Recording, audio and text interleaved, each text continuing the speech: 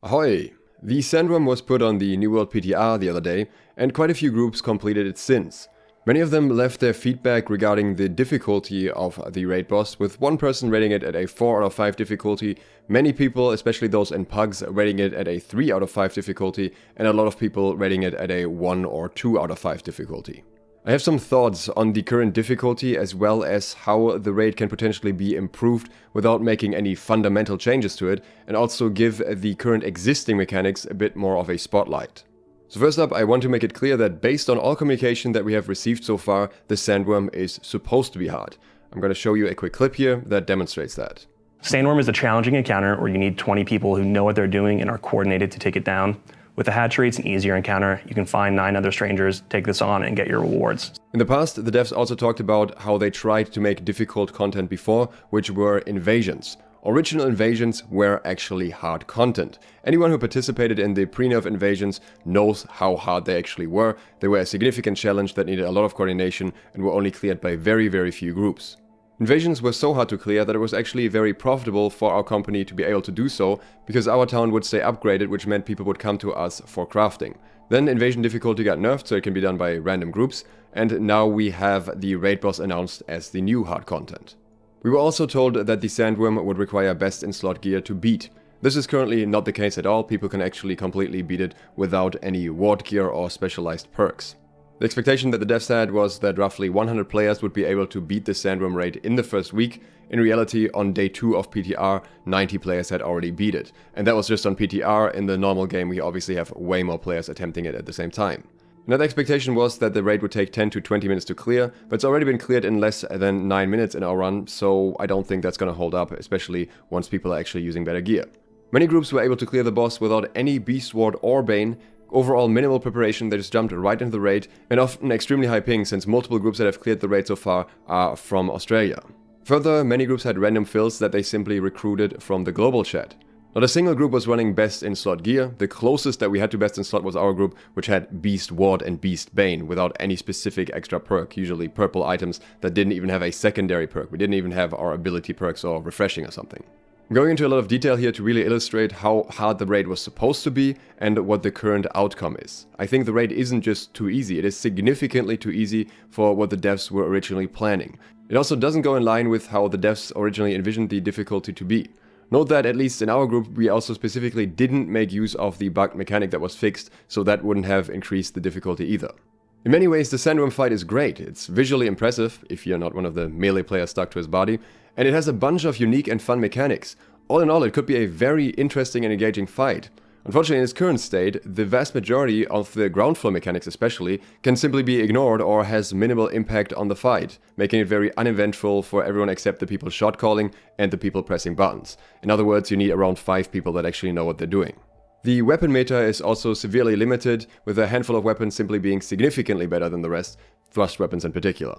Now, the big question at this point is, does the Sandworm need to be difficult? And obviously you will have different camps here. You will have the people that want to do the Sandworm as a casual group and want to run that together with a few randoms they find in global chat and be able to still complete the raid. And then you have the opposite side of people that want to have a hardcore raid that requires you to be very coordinated and perfectly get down the mechanics and then maybe aim for a speedrun once you figured them out. I understand that there is a need to cater to these different audiences with different expectations, but people who specifically enjoy difficult PvE content have been waiting for that ever since old invasions got nerfed or since they first hit 625 gear score and MTMs became kind of easy as well. An easier raid for casual groups exists, and the devs have said as much. It is the hatchery, the 10-man raid that comes out, and is very easily done with a casual group. The recent addition of the Empyrean Forge actually felt a nice step up in boss difficulty, with Marius, especially when you first fight him, being fairly difficult, whereas the Sandworm is a step down in comparison. New World has plenty of easy to medium PvE content. Other MMOs consistently release difficult raids with hard mechanics, not only because it's fun, but also because it keeps people busy. If the Sandworm is hard enough, it can literally keep people interested until Season 3 comes out. If the race to first kill would become more of a challenging thing and people would get competitive over time until it is finally achieved, then this could be an exciting race that everyone starts following, and people would then try to get speed records, of course. In that regard, we also definitely need leaderboards for the kill speed. That should definitely exist. I personally could absolutely see myself grinding this boss for many weeks if the challenge is there. But if it's not, then I'm just gonna farm it a couple of times for the rewards, or the transmog from the rewards rather, because those are probably not gonna be worth anything once the expansion comes out, and then have no reason to go back to it at all. Again, there is enough easy PvE in New World. 20-player raids are something that primarily hardcore players are interested in the first place, because you need 20 players that actually want to play this thing, so give them something hardcore to do. Now, in an ideal world, there would be both. There would be a casual version of the Sandworm that is on the difficulty level of the current PTR, or slightly harder maybe, and a hardcore version with better rewards for people who actually want to grind it. For example, the weapons that are in the current version could be moved exclusively to the hardcore version and give them a little balance pass along with that, so they're actually all equally good, with mainly providing the Beast Ward refreshing elemental aversion gear from the normal version of the raid instead. This will make sense insofar that the reward from the normal version would then benefit you in the hardcore version. Alternatively, you could also make the rewards for the hardcore version just being titles and vanity stuff like housing items, because at the end of the day it doesn't really matter that much what you get for it. The main thing for a lot of players will be having something challenging to do, because a lot of it is not going to be worth it for very long anyways. If two different difficulties aren't an option, then I think only the hardcore version should exist, simply because the hatchery is already the easy raid.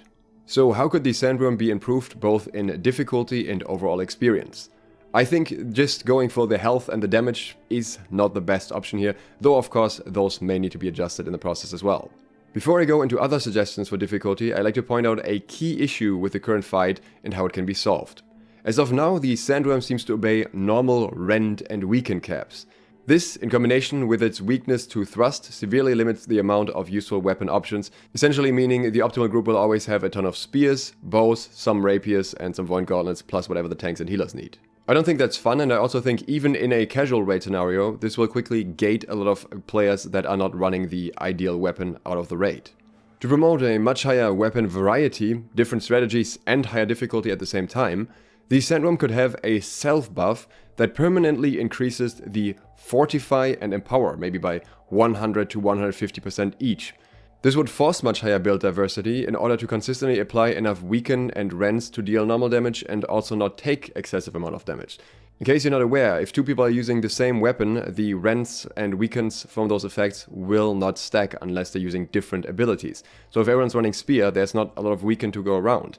A Warhammer, for example, would apply a lot of additional weaken and additional rends, but it's not necessary if the rend cap and the weaken cap are so low that you won't get any additional benefit out of it. With a high Fortify and high Empower, you would suddenly have a reason to bring every weapon into this fight. To keep things balanced and fair, this self-buff should be disabled for a few seconds after the Sandworm had an immunity phase, or for example at the start of the fight as well, so that the group doesn't immediately get wiped before they can apply the debuff. It could for example also slowly stack up a bit over time again, until it reaches its full potential.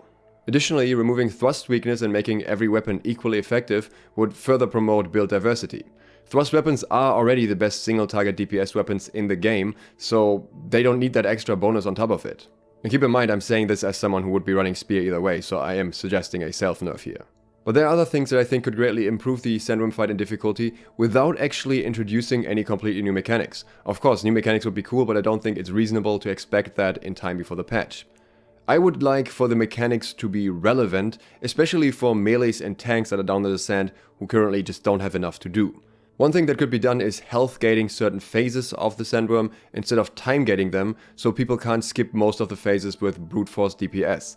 Our group was super close to skipping the second phase, so the boss would have just had one special phase in between, where it's probably meant to have at least 4 of them, which is what happened in most other fights that took a little bit longer. So if this was health gated instead, then obviously you would be experiencing those phases reliably no matter how much DPS you do.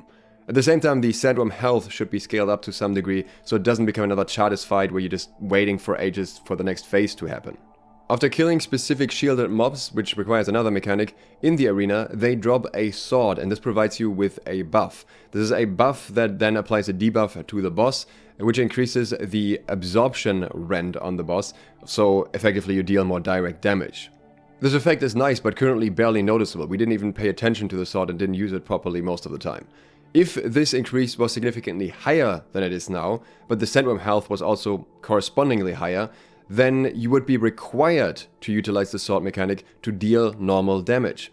If the damage increase is sufficient, this will make the fight revolve around good sword pickup timings and frequent add shield breaks for new swords instead of just focusing down the Sandworm. Any burst would be a lot more controlled and the adds couldn't be as easily ignored. It also encourages a healthy mix of melee and ranged players for the fight, since both would be needed for the different types of mechanics. The Sandworm has a lick attack that you can see here, where it basically licks through the raid. This only happens if the tank loses aggro and it switches to the off tank. If the Sandworm licks through the DPS group, in my opinion, this should down every melee who doesn't immediately dodge when it comes, and the dot that's left on the ground should be massive as well. This should be a threat that you want to avoid and that punishes you, not some minor tickle.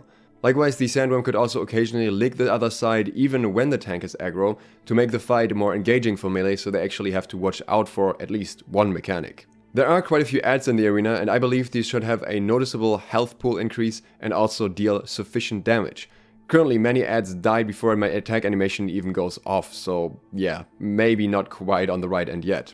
This is especially true for the two shielded adds. If these somehow end up in the melee DPS area and aren't taunted away quickly enough, they should absolutely obliterate anyone near them instead of dealing such low damage that you can just ignore them and keep focusing the boss. In return, maybe make it a bit easier for tanks to actually keep aggro off them while they're shielded, maybe with some form of aggro multiplier, because that is currently a bit unreliable, because keeping aggro while a target is shielded is very difficult. During the phase where the boss is shielded and you need to break his stamina quickly, when everyone is on the top floor, the acid resistance should tick down significantly quicker. I didn't even lose half of my acid resistance despite actually forgetting to use incense for the fight. I understand that there's a limit here, because otherwise you have to force everyone to run bow in order to clear it effectively, but the current ticks are just too forgiving. If a raid boss mechanic requires you to use an acid tincture to survive it, that's not really a problem in my opinion. The acid could be taking at 3 times the current rate and players would still be fine as long as they have an acid tincture, so in my opinion right now it is just too slow. The side-to-side head slam is a mechanic that specifically happens when you come back down after the previous phase, and in my opinion this should just one-shot most players. You should be one-shot if you're wearing full beast ward plus a strike protection amulet plus 50 con. You are making a very obvious mistake jumping into that, you should be fully punished. The entire mechanic doesn't make sense when it can simply be ignored even without a strike protection amulet. Currently the boss is also not really putting up a final fight. In my opinion, it feels like it should have a last enrage phase for the last health bar or so, where existing mechanics can happen quicker or multiple of the existing mechanics can happen at once to drastically increase the challenge for completion and check who has truly learned the mechanics at that point. Overall, I think all of the tools for making the fight feel like a great raid already exist in form of the mechanics designed for the Sandworm. They just need to be tweaked to feel impactful and important for the fight. That is currently just true for the ranged players on the buttons. Simply increasing the damage and health of the boss alone wouldn't solve the core issues of the fight either. Again, ideally we should have a difficult and an easy version of the boss, but the difficult version in my opinion should be the priority here, so that we have something to do for the next 3 months. I also have some thoughts on the current rewards. That is something that I'll talk about in the next days. If you're interested in that, consider subscribing and clicking the bell so you get notified. If you want some early trading tips for the Sandworm patch, then consider supporting me on Patreon, where I give out those. Thanks to my patrons who already do exactly that, and thank you for watching. SLOTH, out.